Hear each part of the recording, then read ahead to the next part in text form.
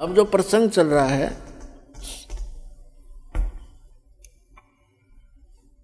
एक समय एक गुरु और शिष्य चले जा रहे थे। रास्ते में एक मछियारा मछली पकड़ रहा था किसी सरोवर से,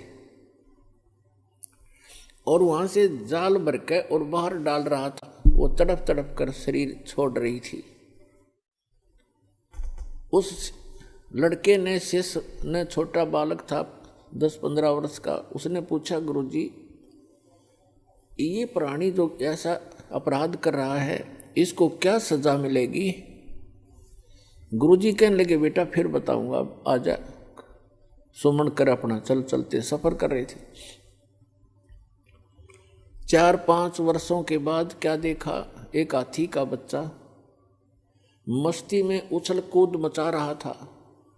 उछल कूद करते करते 2 वृक्षों के बीच में फंस गया। अब जैसे तैसे झटके झुटके मार के और निकल तो आया, लेकिन खाल सारी छुल गई, बुरी तरह खाल उतर गई। छोटा बच्चा था, वर्षा के मौसम था, उसके कीड़े पड़ गए।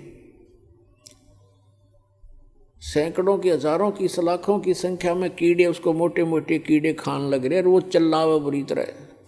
अब वो दोनों गुरु शिष्य फिर चले जा रहे थे। वहां उस शिष्य ने पूछा, गुरुदेव इस प्राणी ने कौन से जन्म में ऐसा कर्म कर दिया जो इसको ये कीट खा रहे हैं, ये चिल्ला रहा है? तब उस गुरुजी ने बताया, बेटा जो मछियारा था ना, जो मछियां पकड़ रहा था,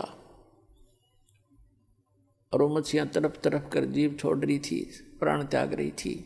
ये हाथी का बच्चा वो मछियारा है, और ये कीड़े वो मच्छी हैं। आज अपना टेट फॉर टेट ये भोग रहा है, प्राप्त कर रहा है। तो पुण्यात्माओं, परमात्मा कहते, तुमने उस दरगाह का मैल नहीं देखा और धर्मराज के तिल तिल का लेखा। उस भगवान के दरबार में, यानी धर्मराज के दरबार में, एक एक तिल का हिसाब होगा आपका, पाई पाई का, एक एक नए पैसे का।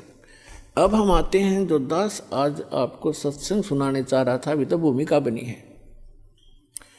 श्रीमद् भगवद गीता अध्याय नंबर 7 के श्लोक नंबर 19 में कहा है, बहुनाम जन्मान अन्ते ज्ञानवान माम प्रपद्यते। बहुनाम जन्मा नाम अन्ते, यानी बहुत बहुत जन्मों के अंत के किसी जन्म में, ज्ञानवान माने ये ज्ञानी आत्मा, माम माने मुझ ब्रह्म को बजते हैं।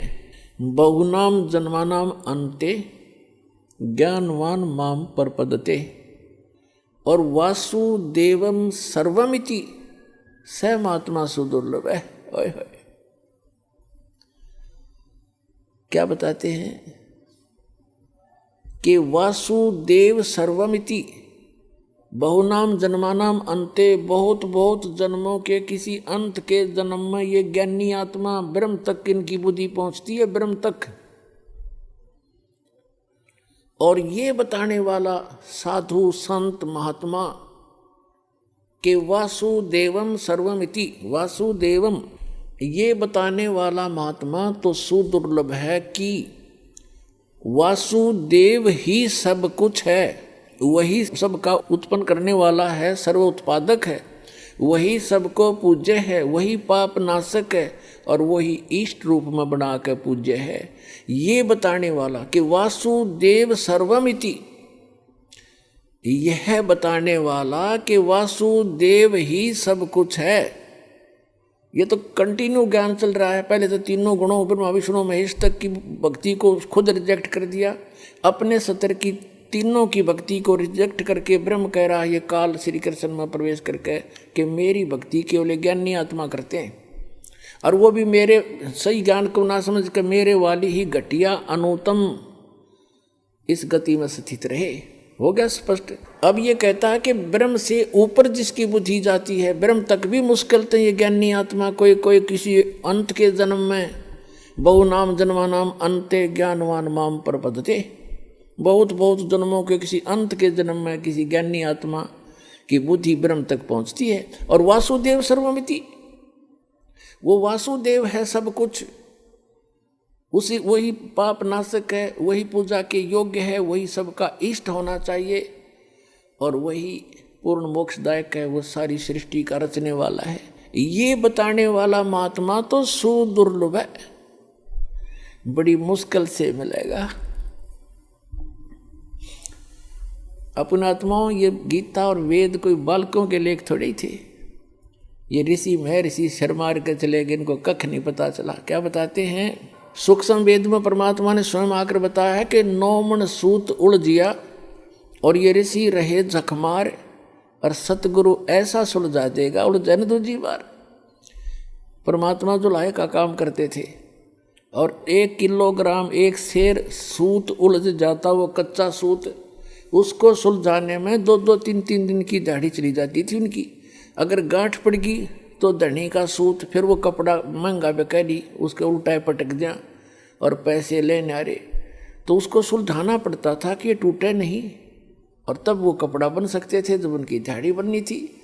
तो कहने का भाव ये है कि ये जो आध्यात्मिक जो सूत है, 1 शेर की बजाय इसने तो 9 मन सूत उलझा दिया, 360 किलोग्राम। परमात्मा कहते हैं इन अनजान ऋषियों ने 9 मन सूत उलझिया, ये ऋषि रहे जखमार और सतगुरु ऐसा सुलझा दे उलझन दूजी बार। अब ऐसा सुलझा दिया इस दास ने परमात्मा की दया से।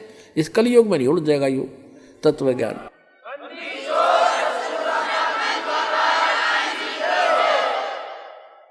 कोई भक्ति करियो चाहे ना करियो, वो अलग बात, उसके भाग्य पर डिपेंड करेगी। अब जैसे कहा कि वासुदेव सर्वमिति, वासुदेव का अर्थ श्री कृष्ण नहीं है। वेदों में वासुदेव का अर्थ है जो सबका मालिक, जिसकी सत्ता सब जगह पर हो, सब जगह उसका निवास हो। जैसे परमात्मा ने सूक्ष्म वेद में बताया कि अर्श कुर्स पर अलह तख्त है, उस परमात्मा का तख्त राजधानी ऊपर है, अर्श के कुर्स में, कॉर्नर में, सबसे ऊपर के स्थान पर। अर्श कुर्स पर अलह तख्त है, खालिक बिन नहीं खाली। कहते उस परमात्मा के बिना उसकी नज़र से कोई जरा सा भी टुकड़ा उसके ब्रह्मांडों का बचा नहीं है, सब जगह उसकी दृष्टि है, यानी उसकी पावर सब जगह विद्यमान है। वो परमात्मा भले ही ऊपर बैठा है। तो कहते हैं वासुदेव का अर्थ है जिसकी सत्ता सबके ऊपर हो, सब जगह उसका वास हो। जैसे परमात्मा की परिभाषा के अंदर क्या आता है, एक सिंपल सा उदाहरण है। जैसे एक तहसीलदार भी साहब कहलाता है, एक तहसीलदार भी साहब कहलाता है, एक एसडीएम भी साहब कहलाता है, और डीसी और कमिश्नर, मंत्री, मुख्यमंत्री, प्रधानमंत्री ये और राष्ट्रपति, ये सभी साहब कहलाते हैं। लेकिन इनका अपना क्षेत्र होता है, इनकी अपनी अक्षमता होती है पावर की। तो इसी प्रकार जैसे सीएम मुख्यमंत्री है एक क्षेत्र का, पर वासुदेव एक अक्षेत्र के ऊपर वो प्रभु है, सबके ऊपर वास नहीं है उसका। जैसे प्रधानमंत्री को लेकर चले हम, क्योंकि फॉर एग्जाम्पल, तो प्रधानमंत्री जी अपने भारतवर्ष के ऊपर वासुदेव है वो। इतना संकेत बतेरा आपने समझने के लिए। तो पूर्ण परमात्मा परम अक्षर ब्रह्म जो है, जैसे गीता अध्याय नंबर 15 के श्लोक नंबर 16 और 17 में 3 पुरुष बताए हैं, एक सरपुरुष, एक अक्षर पुरुष, एक परम अक्षर पुरुष, उत्तम पुरुषत्व ने। तो गीता अध्याय नंबर 8 के श्लोक नंबर 1 का उत्तर अर्जुन ने पूछा कि वो किम तत्ब्रह्म, जो आपने तत्ब्रह्म बताया है कि उसको जानने के बाद 7वें अध्याय के 29वें श्लोक में, तो फिर साधक जरा और मरण से छूटने का प्रयत्न करता है। 8वें अध्याय के प्रथम मंत्र में अर्जुन के पूछने पर कि किम तत्ब्रह्म, वो तत्ब्रह्म क्या है, गीता ज्ञानदाता इस सरपुरुष ने, यह सरपुरुष है गीता ज्ञानदाता, ये कहता वो परम अक्षर ब्रह्म है। 8वें अध्याय के 3रे श्लोक में श्रीमद् भगवत गीता। तो गीता अध्याय नंबर 15 के श्लोक नंबर 16 और 17 में 3 पुरुष हैं, सरपुरुष, अक्षर पुरुष और परम अक्षर पुरुष। तो उसमें बताया कि सरपुरुष और अक्षर पुरुष तथा इनके अंतर्गत जितने जीव हैं, ये खुद भी, और इनके अंतर्गत जितने प्राणी हैं इनके ब्रह्मांडों में, तो ये सभी नाशवान है, स्वयं भी नाशवान है, जीवात्मा किसी की नहीं मरती। तो सरपुरुष के 21 ब्रह्मांड पर वो वासुदेव है, 21 ब्रह्मांड का स्वामी है, वो वासुदेव नहीं है, ब्रह्म।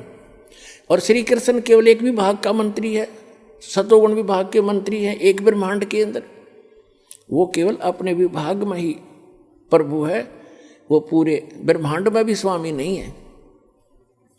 जैसे एक विभाग का मंत्री होता स्टेट में, वो अपने विभाग पर ही मालिक है, दूसरे विभाग में वो इंटरफेरेंस नहीं कर सकता। इसी प्रकार इस काल भगवान जो है ये एक ब्रह्मांड में एज ए चीफ मिनिस्टर समझ लो, और इसके ऐसे ऐसे 21 ब्रह्मांड हैं, सब में एक जैसे रोल करता है। तो ये 21 ब्रह्मांड में प्रभु है, ये सर्वव्यापक नहीं है, सबके ऊपर प्रभु यानी वासुदेव नहीं है। जो अक्षर पुरुष और 7 संघ ब्रह्मांड का स्वामी है, प्रभु है, वो वासुदेव नहीं है, सब जगह उसकी प्रभुता नहीं है। और वो परम अक्षर ब्रह्म है, वो कंप्लीट गॉड है, उसका ओवरऑल कंट्रोलर है, उसका सभी असंख्य ब्रह्मांडों पर इंक्लूडिंग सरपुरुष और अक्षर पुरुष, इनके ऊपर भी उसकी प्रभुता है, वो है वासुदेव। तो गीता अध्याय नंबर 7 के श्लोक नंबर 19 में स्पष्ट किया है कि बहुनाम जन्मानाम अन्ते ज्ञानवान माम प्रपद्ये, और वासुदेव सर्वमति सहमात्मा सुदुर्लभ है, ये बताने वाला कि वो वासुदेव ही सब कुछ है, उसी की पूजा करनी चाहिए, वो पाप नाशक है। गीता अध्याय नंबर 15 के श्लोक नंबर 17 में कहा है कि उत्तम पुरुष तू अन्य परमात्मा इति उदारत है, यह लोक तरमाविश्य विवर्ती अवैश्वर है। उत्तम पुरुष तो इन दोनों से, सरपुरुष अक्षर पुरुष से वो श्रेष्ठ भगवान परम अक्षर परम तो कोई और है, और वो वही भगवान कहलाता है। और तीनों लोकों में प्रवेश करके सबका धारण पोषण, सबका वही पालक है। जैसे गीता अध्याय नंबर 15 के श्लोक नंबर 1 से 4 में स्पष्ट किया है कि ऊपर को लटका हुआ संसार रूपी वृक्ष है, और उसका तना तो समझो अक्षर पुरुष, उसकी मोटी डार सरपुरुष, और 3 शाखा हैं, ये तीनों देवता रजगुण ब्रह्मा सतगुण विष्णु तमगुण शिव जी, और 5 रूप संसार। और जो गुप्त है वो जड़ कौन है, वो परम अक्षर ब्रह्म है। तो परम अक्षर ब्रह्म रूपी मूल से, जड़ से ही सभी संसार रूपी वृक्ष को आहार प्राप्त